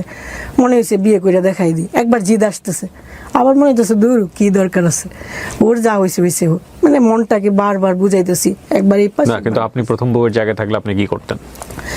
এটা তো ওই সবাই মহিলা করবে। যেটা করতেছে, হ্যাঁ, হ্যাঁ। syndicate না না করতেছে। ওই মেয়েটার তো দোষ না, আমি তো বলতেছি না এক্স্যাক্টলি মেয়েটা দোষী। রাইট। তারপর হ্যাঁ হ্যাঁ, তারপরে চলে গেল, এরকম ভাবে হইলো। তো ও আবার ফোন দিতেছে বিয়ে করতেই হবে। ও আবার ওই যে ওর বাড়ির থেকে আমরা যে চলে আসছি না, চট্টর দেখে চলে আসছি, ও তাড়াতাড়ি গাড়ি নিয়ে আমাদের সামনে আইসা নায়ক স্টাইলে, একবারে নায়কের মতো, এই যে তোর কয়শো বাপ আছে, কয়শো বাপ আছে, বাপ নিয়ে আয়, তোর আমি বিয়ে করুম 1 মাসের ভিতরে, চ্যালেঞ্জ, তুই পারলে ফিরা, তুই আমার বাড়িতে বিচার নিয়ে আইসস, তুই আমার বউ হইবে 100% গ্যারান্টি। মানে ফিল্ম স্টাইল এরকম ভাবে বইলা গেল। যাক আইসা পড়লাম, ওনার সাথে কথা বলতে চাইতেছি না বা এরকম এরকম। উনি আবার বলতেছে বিষ খাই মরে যা মগা, আমার ছেলেটারে তুই দিস, তোর জন্য মরে যাচ্ছি, এই সেই। হ্যাঁ, তখন বললাম আচ্ছা ঠিক আছে, আপনার ওয়াইফ যদি রাজি থাকে তাহলে আমি আপনার বিয়ে করবো। কারণ আমি জানি ওয়াইফ তো কখনো রাজি হবে না, সে তো এটা পারবে না।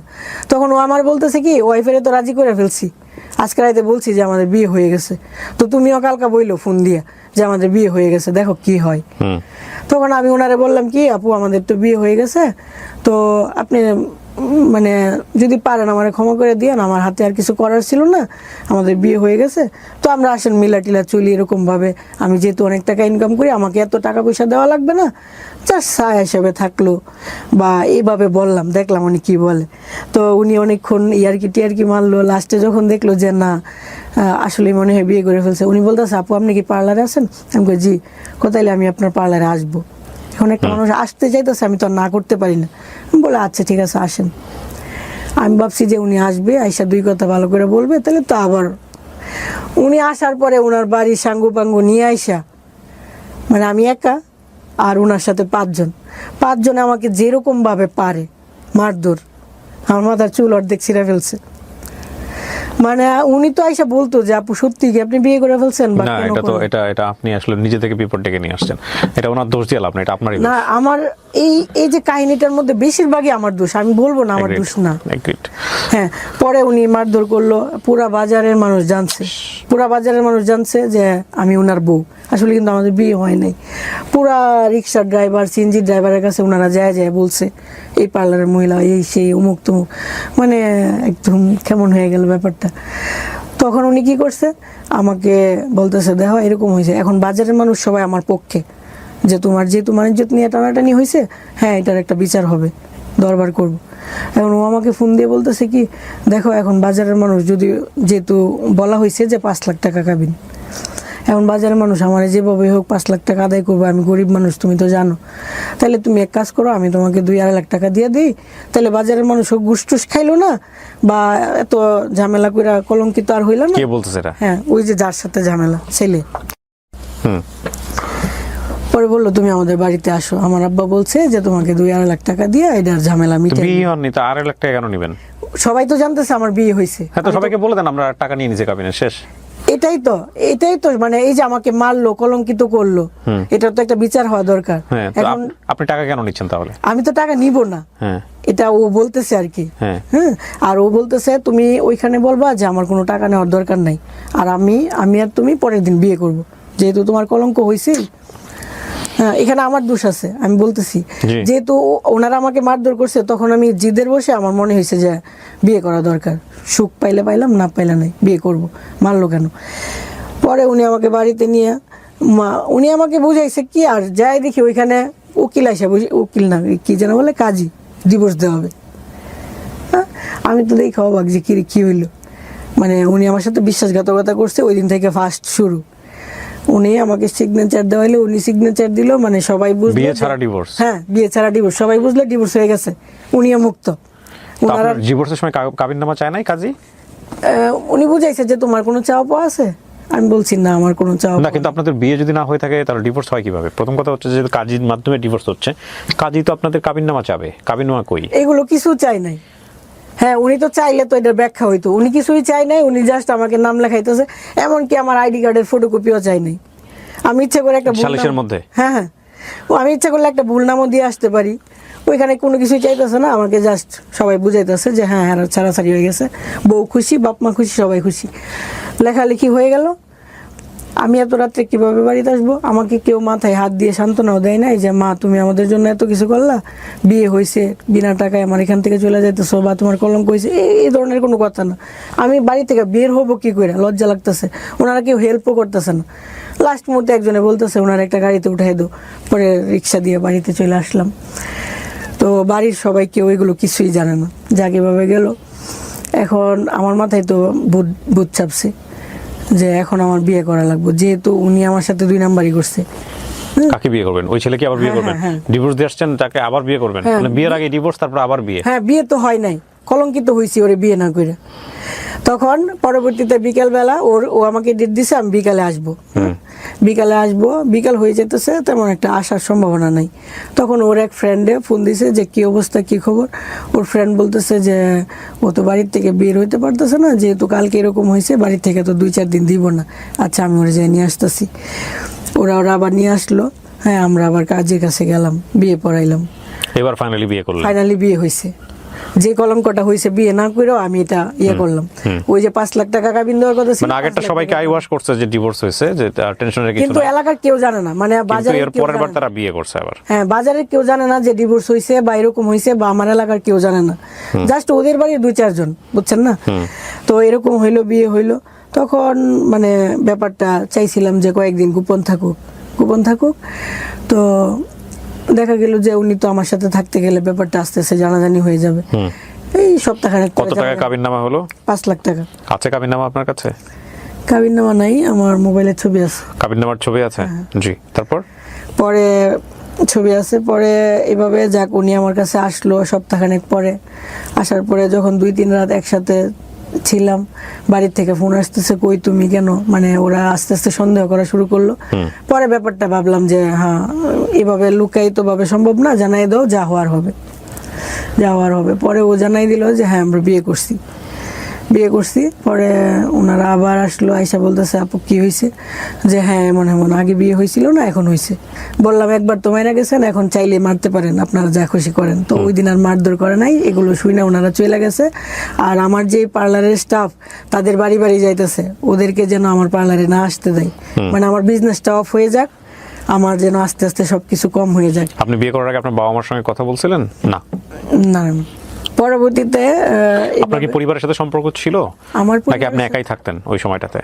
না, পরিবারের সম্পর্ক, আমি তো পরিবারে আসতেছি যাইতেছি সবকিছু তাহলে ঠিকঠাক আছে। পরিবারের বাবা মা ভাই বোন কাউকে জানাননি আপনার এই বিয়ের ব্যাপারে? হ্যাঁ জানে বিয়ের আগে জানতেন? হ্যাঁ, ওনারা বারবার বলতেছে যে বিয়ে করিস না করিস না, সবাই বলতেছে যে করিস না, কিন্তু আমার মাথায় ভূত চাপছে যে আমাকে মারলো কেন। ওকে ফাইন, তারপর এটার জন্য যাক, পরবর্তীতে ওনারা তো বলতেছে কেন করলি, বা করলে তো এইটা দরকার নাই বা অনেক কিছু। তারপর আমি করছি, করার পরে উনি সব সময় আমার কাছে আসতেছে, এখানে যাইতেছে ওইখানে যাইতেছে, মানে আমার কাছে আসতেছে ওইখানে যাইতেছে, বা আমি ওইরকম ভাবে দিতেছি যাতে গুনাহ না হয়, আল্লাহ যেন না বলতে পারে যে তুমি একা কেন সবকিছু নিচ্ছ। আমার কাছে 7 দিন বা ওর কাছে 7 দিন এভাবে আসা যাওয়া করতেছে, সবাই জানতেছে। আর ওর ওয়াইফের হাতেও তখন হয়তো বা আর সুযোগ নাই, যেহেতু ও এরকম একটা প্রতারণা করার পরে আমাকে বিয়ে করছে। হ্যাঁ, তখন ওর ওয়াইফ হয়তো ভাবতেছে হ্যাঁ আস্তে আস্তে পরে যেভাবে হোক সরামনি, ওরা এটা মাইনা নিতেছে, আমার কাছে আসতেছে ওইখানে যাইতেছে, সবাই দেখতেছে জানতেছে, সবকিছু নর্মাল, এটা নিয়ে আর কোনো বাড়াবাড়ি হচ্ছে না। একদিন হঠাৎ করে অ্যাক্সিডেন্ট হয়ে গেল, উনি যে গাড়ি চালাইতো গাড়িটা উল্টায় পড়ে ওনার ইয়ে হয়ে গেল। হওয়ার পরে ওনার রাত্রে 11টার সময়, হ্যাঁ যেহেতু প্রেম করে বিয়ে করছি, ওনার প্রতি তো আলাদা একটা টান আছে, আমার খুব খারাপ লাগতেছে যে ওনারে না দেখে আমি কেমনে থাকবো। আজকে উনি অ্যাক্সিডেন্ট হয়েছে, ওনারে দেখতে গেছি, উনি বলছিল যে তুমি ওই যে কি একটা চাউমিন নাকি কি নামটা, ও রান্না করার জন্য খুব পছন্দ করতো। আমি রান্না কইরা রাইখা জাস্ট ফোন দিছি যে আমি রান্না করছি তুমি আসো তাড়াতাড়ি, এমনি শুনি অ্যাক্সিডেন্ট। ওই জায়গায় থেকে ওই খাবারটার দিকে তাকাই আমার খারাপ লাগতেছে। যাক, ওই খাবারটা নিয়ে আমি রাত্রে 11টার সময় ওদের বাড়িতে গেলাম, ও অসুস্থ, ওকে দেখার জন্য। রাত্রে 11টার সময় ওদের এলাকার কেউ সজাগ না, জাস্ট ওর ওয়াইফ, ওর আব্বা আম্মা, মানে ওদের ফ্যামিলির, যেহেতু ও অসুস্থ হাসপাতাল থেকে বাড়িতে গেছে। যাওয়ার পরে ওনার ওয়াইফ মানে আমাকে দেখার পরে একটু রাগারাগি করতেছে, পুরো এলাকার মানুষের সজাগ বানাই ফেলছে। পরে এলাকার মানুষরা এসে আমাকে অনেক গালাগালি করতেছে, যে মানে অনেক বাজেভাবে গালাগালি যা পারে। তারপরে আমি ওনাকে খাবারটা দিয়ে চলে আসছি যে আমি তোমার জন্য রান্না করছিলাম, তুমি যদি না খাও আমার খারাপ লাগবে, তুমি খায় নিও। তো কান্না টান্না করে চলে আসছি। তো আইসা আবার পার্লারেই ঘুমাইলাম, থাকলাম। তো এর ভিতরে উনি কি হইলো, উনি কিন্তু আমাকে কোনো বাসা করে দেয়নি, আমরা ওই যে পার্লারেই থাকতাম। আমার পার্লারে উনি একবার থেকে অভ্যাস হয়ে গেছে, ওনার কাছে মনে হলো যে আর টাকা খরচ করার দরকার নাই। উনি আমাকে কোনো হাঁড়ি পাতিল কিনা দেয় নাই, কোনো গ্যাসের চুলা কিনা দেয় নাই, শীত আসছে কম্বল না, মানে ওনার কাছে চাইতেছি, চাইলে বলতেছে আমি তো তোমার টাকা পয়সা দিতে পারি না, সব ইনকামের টাকা তো বাড়ির চলে যায়, কারণ বাড়ির থেকে বলা হইতেছে যে টাকা যেন ওর হাতে একটা টাকাও না দেয়। আমার হাতে কোনো টাকা দেয় না, জাস্ট সিগারেটের জন্য টাকা দেয়, কারণ আমি তোমাকে কিভাবে দিব, এভাবে বলতেছে। যাক, আমিও বিশ্বাস করতাম, আমার ইনকামের টাকা দিয়ে চলতাম ফিরতাম এভাবে। একটা সময় যখন নাকি নভেম্বর ডিসেম্বর আসলো, শীতকালে ওর আলাদা একটা ইনকাম হয়, যে ডেকোরেশনের কাজের তো ওই যে ওয়াজ মাহফিল হয় না, ওয়াজ মাহফিলের রাত্রের বেলা যখন ওয়াজ হয় তখন আলাদা একটা ইনকাম হয়। ওই যে ইনকাম হয় ওই টাকাটা কিন্তু ওর বাড়িতে যাচ্ছে না, ওইটা ওর হাতে আসছে। এরপরেও যখন ও আমাকে টাকা না দিচ্ছে বা কিছু দিচ্ছে না, তখন আমার কিছুটা সন্দেহ হলো যে ব্যাপার কি। অথচ মুখ দিয়ে আপনি যেরকম ওই যে শরৎচন্দ্র চট্টোপাধ্যায়ের কথা বলতেছেন না, এত আদর করে, এত আদর যা বুঝার উপায় নাই যে ও আসলে ওইরকম কিনা, খুব আদর করে। আমরা খুব হ্যাপি, বোঝা যাইতেছে, সবাই দেখতেছে আমরা খুব হ্যাপি। তখন থেকে বলতেছি না আমি আর সংসারটা করব না, বা আমার যে 5 লাখ টাকার কামিন আমি এটাও চাই না, আমি নিজে থেকে সইরা যাবো। এটা বলা মাত্রই মানে মারধরের একটা লিমিট ছাড়া মারধর। আমার এই গাল দুইটা মনে হয় আজকে 5 মাস যাবত মার খাইতে খাইতে মানে অবস্থা খুব খারাপ, প্রচুর মারধর করে। মানে তুই চলে যাবি কেন, তোরে বিয়ে করছি, তুই আমার কষ্টের দিনে ছিলি, তুই আমার সুখের দিনে থাকবি। এতগুলো মারতেছে, মারের পরে যে এখান দিয়ে রক্ত বায়া পড়তেছে, ওই রক্তটা নিজেই চুষে খাইতেছে, আবার নিজেই আমাকে মেকআপ করাইতেছে, মানে আমার মন ভালো হওয়ার জন্য। আমাকে যে মারছে আধা ঘন্টা, এটা মুছে দেওয়ার জন্য আমাকে মেকআপ করায় যাতে আমার হাসি আসে। হাসি আসার পর এই তো হাসি দিছে, আরে বুঝার উপায় নেই, মানে মারতেছে আবার আদর করতেছে, এভাবে দিন কাটতেছে। মানে কিন্তু ওর পক্ষ থেকে আমি ওরে বুঝাইতাম, ধরো তোমার একটা আত্মীয় আমেরিকা থাকে, তুমি গরিব মানুষ, তখন তার মনটা তুমি কিভাবে জয় করবা? হয়তো তার জন্য কিছু শাকসবজি নিয়ে যাইবা, দেশি একটা মুরগি নিয়ে যাবা, এটাই তো। তুমি আমাকে তেমন কিছু দেওয়া লাগতো না, জাস্ট একদিন 100 টাকা আইনা বলবা, নেও তোমার গরিব জামাইয়ের 100 টাকা রাখো, তাহলে আমি খুশি হমু। কিন্তু এটাও কোনো দিন দেয় না। তখন আমার ব্যাপারটা অদ্ভুত লাগতেছে, কেন দেয় না? তার মানে কি সে চাইতেছে ওরে আস্তে আস্তে অত্যাচার করবো, ওর চলে যাবে, এরকমই তো। এরকম করতেছে, আবার মারে। একটা কিছু হইলেই কিছু বলতে পারি না, একটু 19-20 কথাটা একটু হইলো আবার মারলো, আবার আদরও করতেছে। বুঝার উপায় নেই। তো আমি বাড়ি চলে গেলে 10 মিনিটের ভিতরে যদি না আইসস, তোরে যে কি করুম। বুঝাইতেছে খুব প্রেম, আমাকে ছাড়া তার চলতেছেই না। আবার রাগটাক বইলে আবার চলে আসতাম, এরকম ভাবে চলতেছে। এই করতে করতে ওর কিছু প্রতারণা আমার চোখের সামনে পড়লো। ও বিদেশ চলে যাবে আমাকে না জানায়, পাসপোর্ট টাসপোর্ট সব রেডি, একটা কিসের কাগজের জন্য যাওয়া হয় নাই। ও আমাকে আইসা বলতেছে, জানো আমি যে তোমার সাথে প্রতারণা করছিলাম, আজকে সব বলবো। আমাকে কি প্রতারণা? কই যে দেখো আমি বিদেশ চলে যেতেছিলাম, কিন্তু একটা কাগজের জন্য হয় নাই, আমি হয়তো বা সপ্তাহখানেকের ভিতরে চলে যেতাম। তখন আমি এমন কান্না শুরু করছি, বলতেছে একটা শুনেই কান্না করতেছো, আরো তো অনেক কিছু ছিল, থাক আর ওইগুলো বললাম না। তখন তো বুঝলাম যে মানুষটা আমার রেখা বিদেশ চলে যাব, মানে হচ্ছে ওই যে আমার 5 লাখ টাকা কাবিন দেওয়া লাগলো না, বিদেশ চলে গেলে আমাকে খরচ খরচা দিল না, একটা সময় তো আমি এইভাবেই চলে যাবো। ব্যাপারটা এরকম দাঁড়াইলো।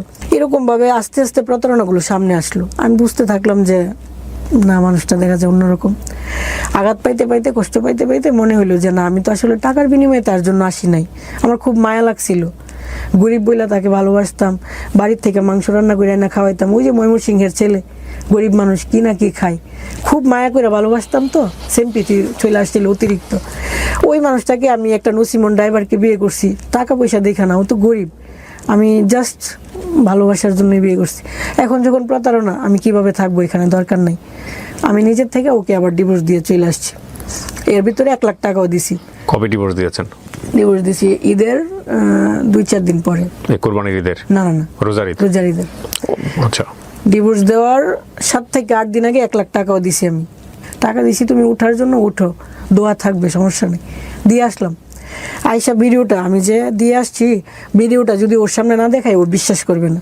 আরেকজনকে দিয়ে ভিডিও পাঠায়া শিওর করলাম যে হ্যাঁ, আমি তোমার জীবন থেকে চলে আসছি। আমি জানি ও রাগ করে আর কখনো আসবে না।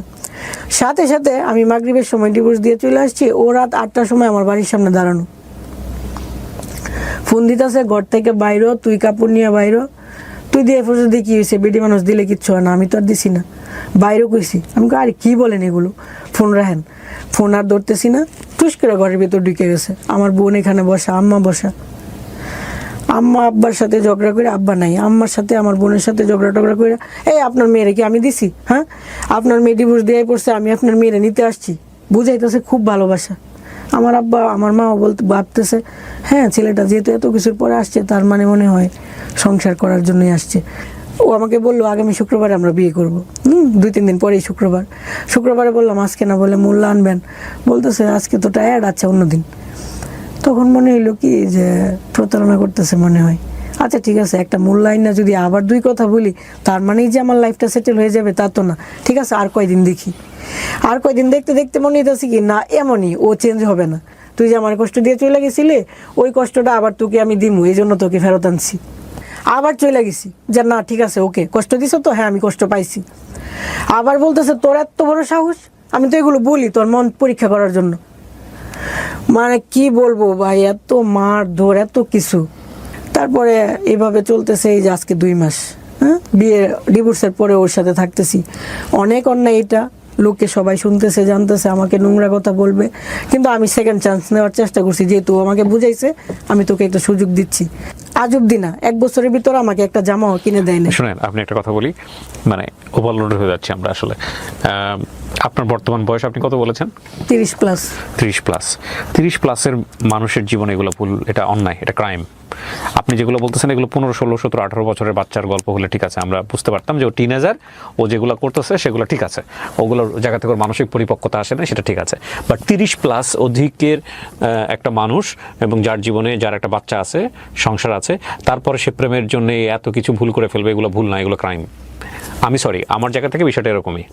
আপনি ধরেন এসে গল্পটা বলে গেলেন, তো ছেলেটা আপনাকে এটা করেছে, ওটা করেছে, ওটা করেছে, এটা করেছে, ওই ছেলে যদি এখানে বলতো, ওই ছেলেও আপনার এগেইনস্টে 100টা কথা বলতে পারতো। হ্যাঁ হ্যাঁ, ঠিক আছে, গল্প অবশ্যই বলবে। যখন বলে এখানে কেউ অবশ্যই একজন, বলবে। গল্প যখন এখানে কেউ একজন বলে, তখন সে মনে করে যে আমি হচ্ছি পৃথিবীর সবচেয়ে ভালো মানুষ আর বাকি যারা সবাই অপরাধী। না, অবশ্যই এটা নিয়ম, তার মানে কথা আছে। গল্পর জায়গাটা থেকে এরকমই হয় বলা, কিন্তু গল্পটা কখনো এরকম না, গল্পটা দ্বিপাক্ষিক। অবশ্যই তার হ্যাঁ, কথা আছে। আর দ্বিতীয় কথা হচ্ছে যে আমি ধরে নিলাম যে যদি আপনি যা বলছেন সবই সত্য যদি হয়, তারপরেও আপনি এই যে বর্তমান যাকে বিয়ে করেছেন বা বিয়ে করে ডিভোর্স দিয়েছেন বা ডিভোর্স ছাড়া যেভাবে থাকছেন, হোয়াট এভার ইট ইজ, এই সংসারের যে ভুলটা, এই ভুলের সমস্ত ক্রেডিট আপনার। জি জি, এটা অবশ্যই আমার। তাই তাছাড়া আপনি জেনে শুনে ওর বিয়ের আগে জানতে পারছেন যে ওর বউ আছে, আপনি এই আগুনে ঝাঁপ কেন দিবেন? কারণটা হচ্ছে আপনি তার প্রতি প্রেমে পড়ে গেছেন। প্রেমে পড়তেই পারেন হয়তো বা সেখানে মন আসছে যে কারণেই হোক হয়েছে, কিন্তু প্রেমে পড়া আর বিয়ে করে জীবনে সিনেমিনি খেলা এটা এক জিনিস না। শোনেন, আমি আমার এন্টায়ার লাইফে অনেক গল্প প্রচার করেছি এই রকমের। বিষয়টা এরকম না যে আসলে কাউকে জ্ঞান দেয়া এই গল্প নিয়ে বা এরকম কোনো কিছু করা। আমাদের সংসার জীবনের অনেকেই আমরা হ্যাপি না, অনেকেই অনেক ধরনের অভিজ্ঞতার মধ্য দিয়ে যাই, বাট যারা বিভিন্ন রকম, দেখুন আজকে যে আমাদের যে বোনটি আজকে এখানে এসছে, ওর নাম হচ্ছে সুমা। সুমা কিন্তু একটা রিয়েলাইজেশন নিয়ে এখানে এসছে যে ওনার মতো কেউ যাতে ভুলগুলো না করে, ওনার মতো ইমোশনালি যাতে ব্লাইন্ডলি কেউ এই ভুলগুলো না করে। একটা পার্ট পর্যন্ত ওনার জীবনে যে ঘটনাটা ঘটে গেছে, বিশেষ করে ওই যে আপনার সেই সময়টাতে প্রায় 13 থেকে 14 বছর আগে একটা ভিডিও নিয়ে ওনার জীবনে যে ঘটনাটা ঘটে গেছে, এবং সেখান থেকে ফিরে এসে নিজের জীবনে দাঁড়ানোর যে চেষ্টাটা, একটা সংসার জীবন, এই পর্যন্ত দেখেন, এই পর্যন্ত এই গল্পের এই জায়গাটা অসম্ভব রকম রেসপেক্টের একটা গল্প। একটা যুদ্ধে একটা মেয়েকে সামাজিকতার মানে বলা যেতে পারে রক্তচক্ষু উপেক্ষা করে নিজেকে টিকিয়ে রাখার যে গল্পটা, এটা একটা প্রচণ্ড শ্রদ্ধার সম্মানের একটা গল্প। কিন্তু এই মানুষটাই জীবনের একটা পর্যায়ে এসে যখন এমন একজন মানুষের সাথে ফল ইন হচ্ছে, প্রেমে পড়ছে, একটা ভালোবাসার সম্পর্ক তৈরি হচ্ছে, হাজব্যান্ড ওয়াইফের সম্পর্ক তৈরি হচ্ছে, আবার হচ্ছে না, আবার সেখান থেকে বের হয়ে আসছে, এই যে ব্যাপারগুলা, এইগুলা টিনেজ বয়সে অনেক সময় মানা যায়, কিন্তু এক বাচ্চার মা হয়ে একটা পরিণত জীবনে এক্সপিরিয়েন্সে এসে প্রেম আমাদেরকে এরকম সেকেন্ড করে দিলে সেটা নিঃসন্দেহে আমাদের জন্য অত্যন্ত কষ্টকর। আমি শুধু আপনাকে একটা জিনিস প্রশ্ন করি, আপনি গল্পটা কেন বললেন বলেন তো সামাজিক যোগাযোগ মাধ্যমে? মানে আপনি আসলে ইন্টেনশনটা কি আপনার গল্পটা বলে? আপনার এই গল্প থেকে মানুষ কি শিখতে পারে আসলে? আচ্ছা, মানে যে গল্পটা বলতেছিলাম, আর জাস্ট 2 লাইন বলি, আর জাস্ট 2 লাইন। আপনি 2 লাইন বলেন, কিন্তু 2 লাইনে কিছু থাকবে না, আমি বলার সুযোগ দিচ্ছি আপনাকে, বলেন, সমস্যা আচ্ছা নেই। ঠিক আছে। উনি আমাকে ঈদের মধ্যে বুঝাইতেছে যে টাকা টুকা নাই, জামা কাপড় দেয় নাই। হ্যাঁ, উনি বুঝাইতেছে যে কুরবানিও দিবে না। এখন আমার মনে হচ্ছে আমাকে বিয়ে করার পর জীবনে প্রথম যদি উনি কুরবানি না দেয়, তাহলে হয়তো আমাকে নিজেকে অলক্ষী মনে হতে পারে। আমি আমার বোন জামাইয়ের কাছ থেকে 20,000 টাকা আইনা দিয়া ওরে বললাম যে হ্যাঁ, তুমি সাথে কিছু টাকা দিয়ে বাড়িতে কুরবানি দাও। কে বলছে আপনাকে এটা? এটা আমাদের ধর্মে আছে? আপনার হাজবেন্ডের যদি সামর্থ্য না থাকে দিবে না, শেষ। এই অলক্ষী মনে হওয়ার কি আছে? বউয়ের সাথে কি সম্পর্ক? এই যে আকবরাই আমরা মনে করি, এটাও একটা সমস্যা। এটাও যাই হোক, সমস্যা। হ্যাঁ, তারপরে পরে উনি কি করলো, 20,000 টাকা নিয়ে উনি আমার বুঝাইছে, আচ্ছা ঠিক আছে, একটা খাসি আন মনে আইনা তোমার এখানে কুরবানি দিব না। তখন তো আপনার সে স্বামী না। হ্যাঁ, না না।